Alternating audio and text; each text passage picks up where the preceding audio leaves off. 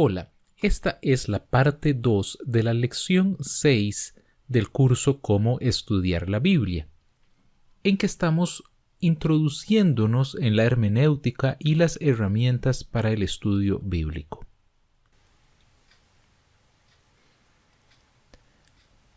Los materiales de este curso sobre cómo estudiar la Biblia se encuentran en un link en la descripción de este video. Ahí usted podrá descargar tanto un documento de Word, que es el curso completo, como el PowerPoint de esta segunda lección.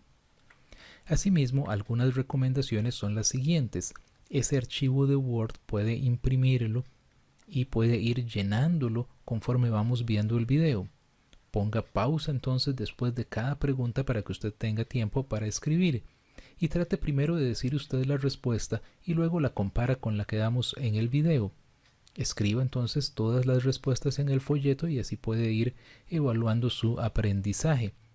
Busque usted mismo los versículos que damos, anótelos, subráyelos en su Biblia y trate de memorizarlos. Eso es algo bastante valioso y de provecho para el curso. Vamos entonces al tema.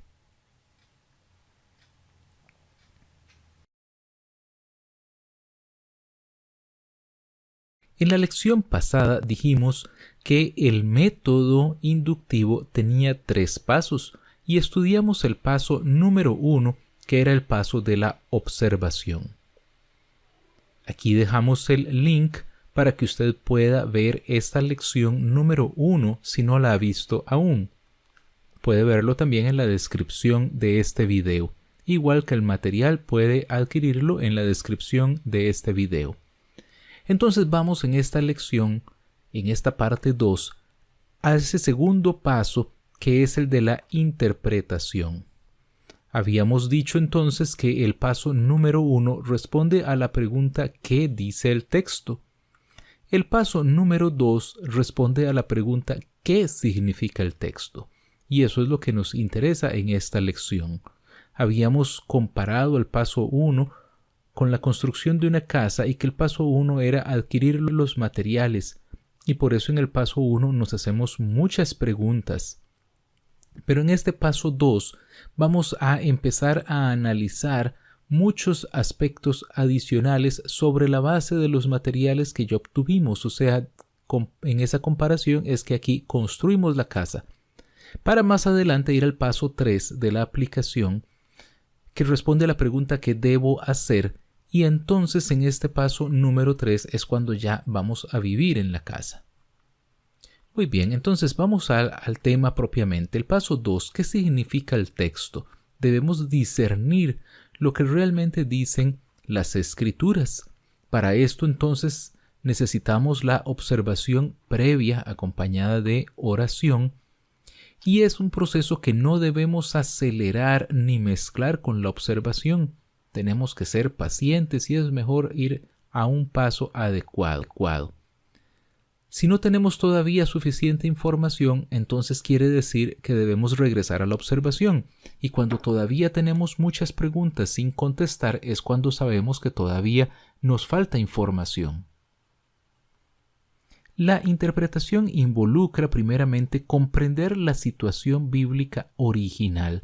Para eso es que debemos comprender el contexto histórico, geográfico, cultural, para entonces poder identificar el mensaje comunicado a la gente de ese tiempo y entonces poder formular un principio que resuma esos hechos y que sea aplicable a cualquier época. Estaríamos hablando entonces de estar en capacidad de poder formular un principio universal.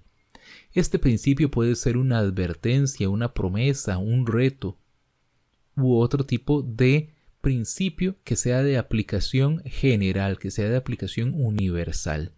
Entonces consideramos los siguientes aspectos. Es fundamental determinar los aspectos clave. Por ejemplo, determinar las palabras clave. Con mucha frecuencia son palabras que se repiten, por ejemplo. Determinar el punto central del autor, cuál fue el objetivo del autor, cuál fue su enfoque, su énfasis, y así determinar entonces el flujo de pensamiento en el pasaje. Generalmente podríamos separar el pasaje en partes o separar el pasaje en etapas, de manera que podamos ver entonces cuál es su flujo de pensamiento. Además, es muy importante seguir reglas básicas de interpretación que estaremos dando en esta lección y seguir una serie de principios gramaticales. Entonces, hablemos de cada una de estas etapas. Primero que todo, determinar los datos clave. En la observación hemos adquirido muchos datos, pero estos datos debemos entonces empezar a filtrarlos para poder identificar cuáles son los más importantes. Para esto es necesario la práctica, asimismo la oración y la sensibilidad de la dirección del Espíritu Santo. Entonces consideremos Romanos 8:17. Veamos lo que dice alguien al respecto. Dice Romanos 8:17, y si hijos también herederos, herederos de Dios y coherederos con Cristo. ¿Qué tal que una persona haga este comentario y diga, para poder recibir una herencia se requiere la muerte del testador, es decir, para ser herederos de Dios se requiere la muerte de Dios, lo cual ocurre en la muerte de Cristo en la cruz? Entonces, dijimos en el punto pasado que necesitamos nosotros analizar el contexto en el cual se encuentra, en este caso, este versículo. Aquí lo vemos el versículo 17, tenemos que ver los versículos que están antes y los que están después. Por ejemplo, los que están antes dice, porque todos los que son dados por el Espíritu de Dios, estos son hijos de Dios. Pues no habéis recibido el espíritu de esclavitud para estar otra vez en temor, sino que habéis recibido el espíritu de adopción, por el cual clamamos Abba Padre. El Espíritu mismo da testimonio a nuestro espíritu de que somos hijos de Dios. Y dice luego, y si hijos también herederos, herederos de Dios y coherederos con Cristo, si es que padecemos juntamente con Él, para que juntamente con Él seamos glorificados. Entonces aquí Pablo le está diciendo a los romanos creyentes, porque la carta está dirigida a los creyentes, que son hijos de Dios por adopción. Entonces está haciendo referencia a las bendiciones que el creyente recibe con Cristo de parte del Padre Celestial, que vendría a ser en ese sentido un Padre común. Esta es la parte clave. Otros aspectos que pudiéramos empezar a ver ahí dejan de ser clave, porque en la metáfora contenida en la palabra heredero no puede en tal caso implicar la muerte del padre, que sería el testador. Entonces debemos ver el aspecto clave de la comparación o de la metáfora que está haciendo Pablo es entonces que vamos a recibir las bendiciones juntamente con Cristo. En el segundo aspecto dijimos determinar el punto central del autor. Entonces tenemos nosotros que identificar qué tenía el escritor y Dios en mente, el contexto clave, cuál es el tema y qué dice al respecto, e igualmente tratar de resumirlo en una frase concisa. Consideremos este versículo y lo que una persona dice al respecto. En Mateo 10, 19, 20 dice así: mas cuando os entreguen no os preocupéis por cómo o qué hablaréis, porque en aquella hora os será dado lo que habéis de hablar. Porque no sois vosotros los que habláis, sino el Espíritu de vuestro Padre que habla en vosotros. Y entonces, supongamos que una persona dice esto. En este pasaje Jesús enseña que se debe tener confianza absoluta en la guía del Espíritu Santo y por lo tanto, el creyente no requiere algún tipo de estudio o preparación previa. Entonces, ¿qué tenía el escritor y Dios en mente en este caso? ¿Cuál es el contexto clave y cuál es el tema y qué está diciendo al respecto? Nuevamente aquí están los versículos y empezamos a ver qué viene diciendo el autor en este caso. Y cuando nosotros vemos que dice: he aquí yo os envío como ovejas en medio de lobos, sed pues prudentes como serpientes y sencillos como palomas, y guardaos de los hombres, porque os entregarán a los concilios y en las sinagogas os azotarán, y aun ante gobernadores y reyes seréis llevados por causa de mí, para testimonio a ellos y a los gentiles. Es claro que Jesús aquí viene hablando de que en algún momento podemos sufrir por causa de la persecución. No se está refiriendo a que no pensemos ni que no nos preparemos. Ese no es el punto que se viene desarrollando en este texto. Entonces, si nosotros leemos, por ejemplo, 1 Pedro 3:15, más bien dice que debemos estar preparados para presentar defensa del Evangelio. Así que entonces una conclusión de ese tipo no sería coherente con lo que la Biblia dice en otras partes. El tercer punto habíamos dicho que es determinar el flujo de pensamiento del pasaje. Lo primero es entonces identificar cómo lo establece el autor, cuál es el estilo del autor, cuál es su método, cuál es su lógica, por qué está haciendo las cosas de esa forma y si está comunicando alguna actitud o alguna emoción. Luego pasamos a las reglas básicas de interpretación. Recordemos que la Biblia es la palabra autorizada de Dios y que la Biblia misma es su mejor intérprete. Normalmente la Biblia se va a interpretar a sí misma. La fe y el Espíritu Santo son absolutamente necesarios. Las acciones se interpretan a la luz de las Escrituras y no al revés. El propósito no es tener más conocimiento, sino cambiar vidas, empezando por la vida de uno mismo. Y esto es un derecho y responsabilidad y un privilegio de cada uno de los creyentes. Y ahora vamos a hablar de algunos principios gramaticales para la interpretación. Es fundamental entonces entender primero la gramática del pasaje. Veamos por ejemplo Romanos 10:13. ¿Qué significa invocar el nombre del Señor? Dice, porque todo aquel que invocar el nombre del Señor será salvo. Entonces nosotros podemos empezar a entender la palabra invocar, que es una palabra clave aquí. En la misma Biblia encontramos diferentes pasajes que utilizan la palabra invocar, como Génesis 4:26, Primera de Reyes 18:24, Romanos 10:14 o Hechos 22:16. Cuando nosotros leemos entonces estos pasajes, empezamos a aclarar el significado de la palabra invocar. Debemos tratar de pensar cómo los lectores originales hubieran comprendido y reaccionado. Para esto entonces tenemos que entender la gramática del pasaje antes que la verdad teológica en sí misma. El lenguaje figurado normalmente tiene solo un significado y hay que tener cuidado con tratar de obtener más significados que los que el pasaje da en sí mismo como enseñanza principal. No debemos añadir pensamientos propios o tradiciones de la Iglesia. En general, vamos a interpretar la Biblia literalmente, excepto que el contexto indique otra cosa. Entonces, debemos mirar el texto más de cerca, buscar las palabras clave, hacer comparaciones o contrastes, buscar las relaciones entre los hechos o las ideas, identificar los verbos, las acciones, los mandatos y analizar el tipo de literatura. Ya hemos visto en este curso, por ejemplo, que hay libros que son históricos, libros que son proféticos, libros que son de poesía. Cada uno de ellos es un tipo de literatura diferente. Por ejemplo, cuando analizamos el tipo de literatura, vemos entonces que hay alguna literatura histórica. Por ejemplo, si leemos el libro de Josué, literatura biográfica como los evangelios.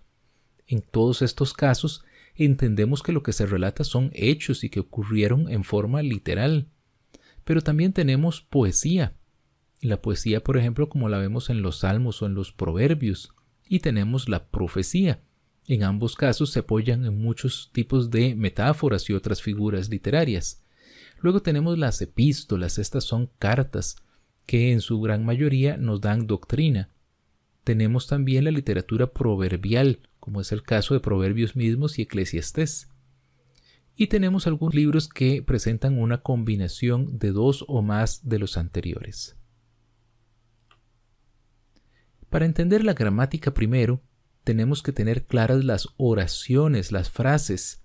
Entonces, para esto vamos a identificar las causas y los efectos, por ejemplo, comparaciones, contrastes, vamos a ver pronombres, verbos, listas, hipérboles. Pero recordemos que las oraciones están dentro de un párrafo. Entonces no basta con entender la oración, tenemos que entender el párrafo completo.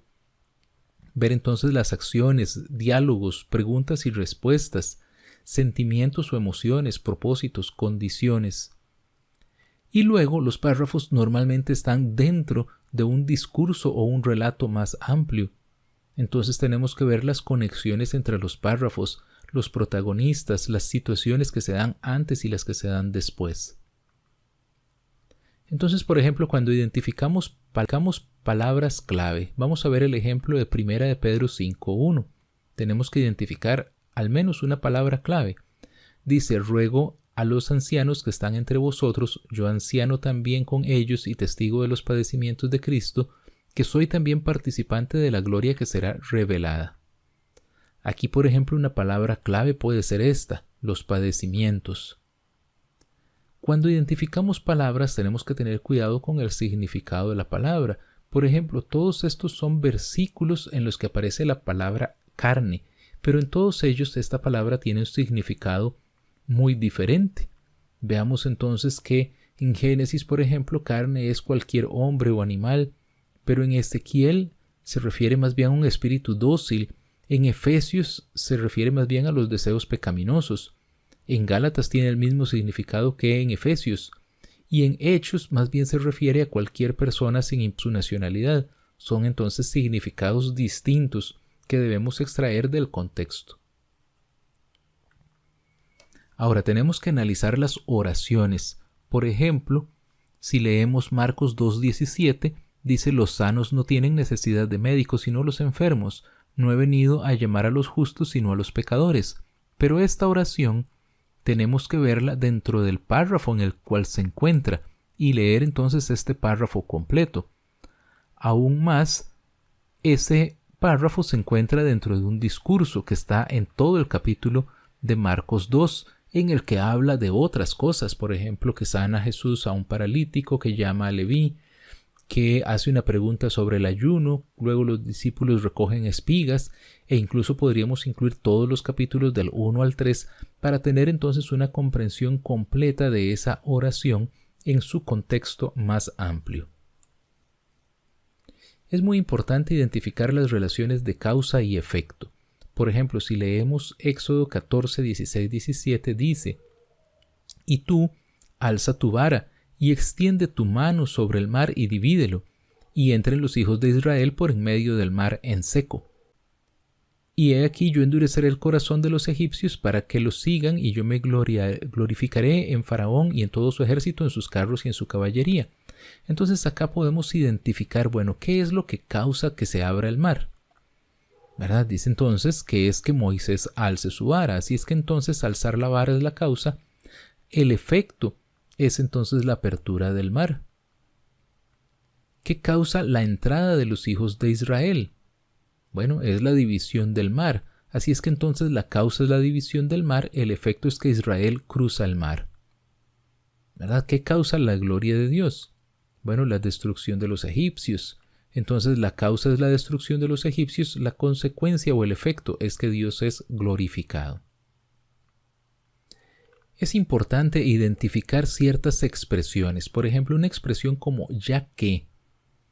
Este tipo de expresiones nos permiten hacer una conexión entre una causa y luego la consecuencia, ¿verdad? Entonces dice, por lo cual Dios los entregó a la inmundicia. Dice, ya que cambiaron, podría entonces uno identificar que la causa es que debido a que cambiaron la verdad de Dios por la mentira, el efecto es entonces que Dios los entrega a la inmundicia. También muchas veces nos encontramos con cláusulas condicionales, o sea, la expresión típica es sí, entonces. Por ejemplo, veamos 2 de Crónicas 7:14. Dice, si se humillare mi pueblo, y entonces más adelante dice, entonces yo oiré desde los cielos. Entonces podemos observar una condición, una cláusula condicional. Por ejemplo, 2 de Timoteo 2:11, si somos muertos con él, entonces también viviremos con él. Entonces podemos identificar contrastes y comparaciones. Contrastes se refiere a asociaciones de cosas opuestas y están asociados con frases como sino que, mucho más, por tanto, pero, de lo más, no obstante, entre otro tipo de expresiones. Y las comparaciones se refiere a la asociación de cosas similares. Por ejemplo, expresiones como a favor, así que, de igual modo, como, pues como o como también. Veamos un ejemplo. Dice, pues habiendo conocido a Dios, no le glorificaron como a Dios ni le dieron gracias, sino que se envanecieron en sus razonamientos y su necio corazón fue entenebrecido. Entonces contrasta que si que si han conocido a Dios, entonces le habrían glorificado como a Dios, pero como no lo hicieron, entonces se envanecen en sus razonamientos. Una comparación, aquí como en 1 de Pedro 5:8 dice: sed sobrios y velad, porque vuestro adversario el diablo, como león rugiente. Hace una comparación del diablo con un león rugiente. Veamos por ejemplo en Proverbios 5:19. Dice: como sierva amada y graciosa gacela, sus caricias te satisfagan en todo tiempo, y en su amor recréate. En este caso, bueno, ¿con qué compara a la mujer? La compara entonces con la gacela. Veamos el caso aquí en Santiago 3, donde dice: mirad también las naves, aunque tan grandes y llevadas de impetuosos vientos, son gobernadas con un muy pequeño timón, por donde el que quiere las gobierna. Aquí lo que está haciendo es comparando a la lengua con ese pequeño timón, y más adelante la compara con fuego. Luego tenemos las conjunciones. Las conjunciones nos sirven para establecer relaciones entre las palabras de una oración. Son palabras como y, o, que, porque, aunque. Veamos por ejemplo en Josué 1:8. Aquí identificamos varias de estas conjunciones. Nunca se apartará de tu boca este libro de la ley, sino que, aquí la marcamos en rojo, de día y de noche meditarás en él, para que guardes y hagas conforme a todo lo que en él está escrito, porque entonces harás prosperar tu camino y todo te saldrá bien. Cada una de estas palabras que hemos marcado en rojo significa que une una frase con otra, o une una palabra con otra, y esto entonces es útil para que nosotros podamos comprender claramente cómo están relacionadas unas palabras con otras o unas frases con otras. Un ejemplo de conjunciones es el Salmo 1. Bienaventurado el varón que no anduvo en consejo de malos, ni estuvo en camino de pecadores. Dice que tampoco se ha sentado en silla de escarnecedor, sino que, aquí ya entonces hace un contraste: en la ley de Jehová está su delicia. Y lo une lo anterior con: y en su ley medita de día y de noche. Será como árbol plantado junto a corrientes de agua, que da su fruto en su tiempo, y su hoja no cae, y todo lo que hace prosperará. Veamos cómo va uniendo el que medita de día y de noche en la ley de Jehová, entonces su hoja no cae, todo lo que hace prospera. Aquí vemos entonces el contraste. No así los malos, que son como el tamo que arrebata el viento. Y ahora viene la consecuencia: por tanto, no se levantarán los malos en el juicio, ni los pecadores en la congregación de los justos. Y establece la causa: porque Jehová conoce el camino de los justos, y el contraste: mas la senda de los malos perecerá. También cuando leemos un versículo debemos identificar las relaciones presentes. Por ejemplo, una secuencia de hechos. Veamos aquí, dice: después apareció a Jacobo, después a todos los apóstoles, y al último de todos, como un abortivo, me apareció a mí. Veamos entonces cómo aquí muestra una secuencia: primero a Jacobo, después a los apóstoles, y finalmente, en este caso se refiere a Pablo. Veamos 1 Corintios 8:12. Un resultado podemos identificar aquí: de esta manera, pues, pecando contra los hermanos e hiriendo su débil conciencia, contra Cristo pecáis. Entonces vemos cómo establece aquí el resultado de una acción.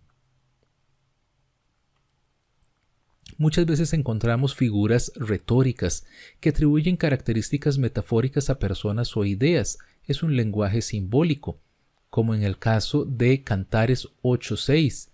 Veamos que dice: como un sello sobre tu corazón, como una marca sobre tu brazo, porque fuerte es la muerte, como la muerte el amor, duros como los celos, sus brasas de fuego, fuerte llama. Entonces aquí establece un lenguaje simbólico con respecto al amor. Veamos por ejemplo en Juan 10:7. Volvió pues Jesús a decirles: de cierto os digo, yo soy la puerta de las ovejas. Jesús se compara a sí mismo con la puerta de las ovejas. Normalmente decimos que el lenguaje figurado solo tiene un significado. Entonces, por ejemplo, aquí Jesús dice: yo soy el pan vivo que descendió del cielo, si alguno comiere de este pan vivirá para siempre, y el pan que yo le daré es mi carne, la cual yo daré por la vida del mundo. Entonces los judíos contendían entre sí diciendo: ¿cómo puede éste darnos a comer su carne? Está claro entonces que estos judíos no habían entendido el simbolismo de lo que representaba esa carne. En este caso se estaba refiriendo a Jesús mismo en un sentido figurado, en la forma en que él pues iba a darse a sí mismo en la cruz. Recordemos luego el lenguaje hiperbólico, es un lenguaje exagerado.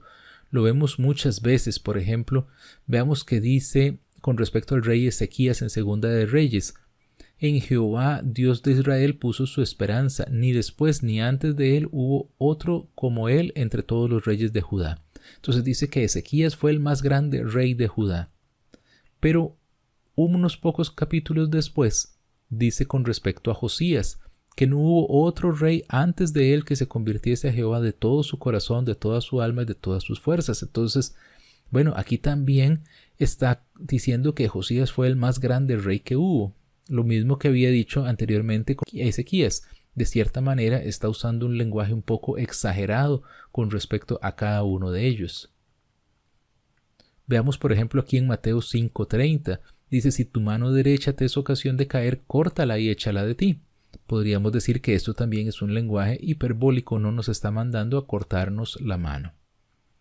Muchas veces encontramos listados, por ejemplo la lista de los valientes de David, o por ejemplo veamos dice: vosotros también, poniendo toda diligencia por esto mismo, añadid a vuestra fe virtud, y a la virtud conocimiento, al conocimiento dominio propio, el dominio propio paciencia, y a la paciencia piedad, a la piedad afecto fraternal, y al afecto fraternal amor.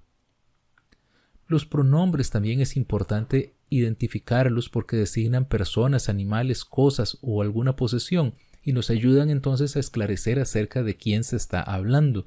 Muchas veces vemos que se habla de un él, o que se habla de un yo, y es entonces importante saber a quién es ese él o quién es ese yo. Por ejemplo, aquí hay varios pronombres posesivos. Dijo: Jehová es mi roca y mi fortaleza y mi libertador. Dios mío, fortaleza mía, en él confiaré, mi escudo y el fuerte de mi salvación, mi alto refugio, Salvador mío, de violencia me libraste. Aquí en Gálatas 2:20, por ejemplo, dice: con Cristo estoy juntamente crucificado y ya no vivo yo, ¿verdad? Ese yo es Pablo mismo, mas vive Cristo en mí. Y lo que ahora vivo en la carne, lo vivo en la fe del Hijo de Dios, el cual me amó y se entregó a sí mismo por mí. Muchas veces las repeticiones son importantes. Casi siempre las palabras que se repiten son palabras clave. Por ejemplo, veamos en el Salmo 150 cuántas veces se repite entonces alabad, alabadle. Veamos en Juan 10, 14, 15 cómo se repite conozco o conocen. El verbo conocer está repetido 4 veces en estas dos frases. Ahora vamos a la parte de los verbos. Cuando hablamos de los verbos es la parte más importante de una oración, dado que indica cuál es la acción en la oración. Por ejemplo, en Génesis 1:1, en el principio creó Dios los cielos y la tierra. Ahí está el verbo creó.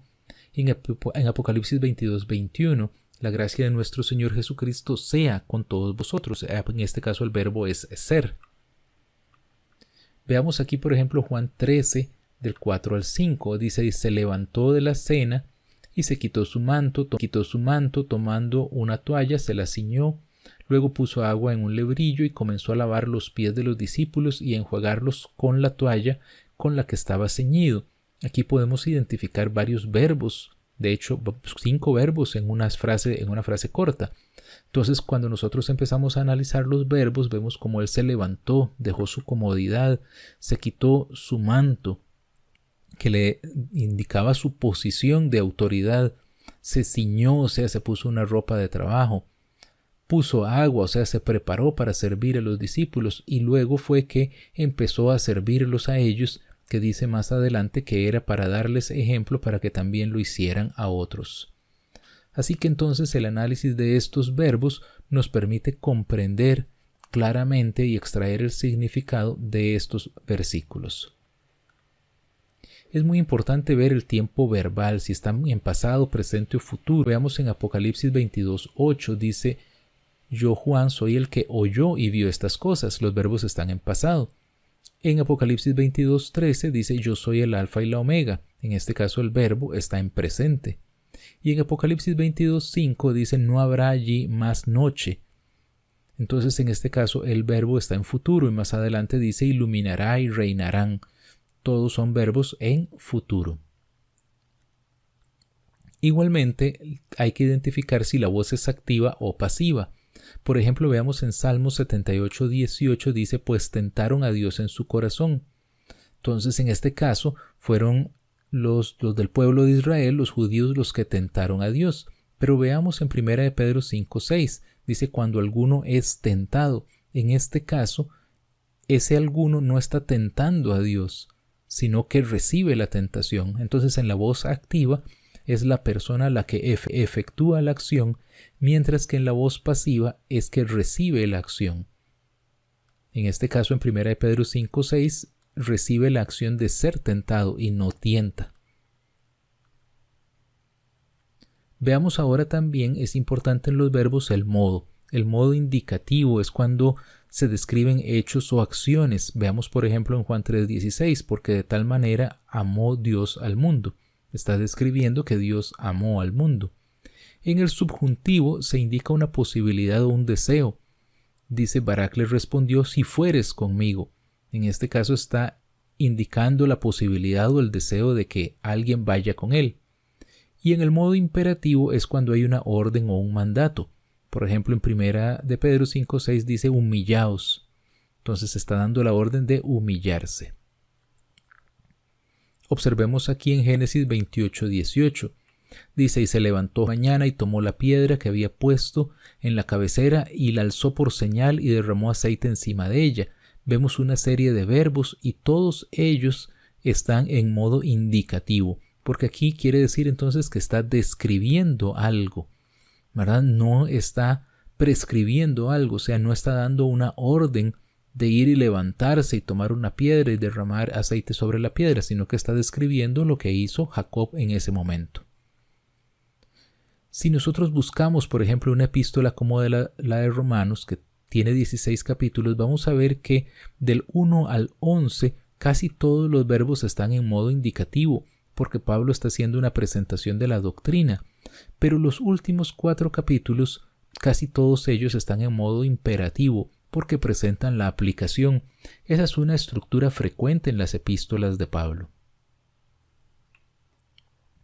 Podemos observar también las declaraciones de propósito, que explican el porqué de algo.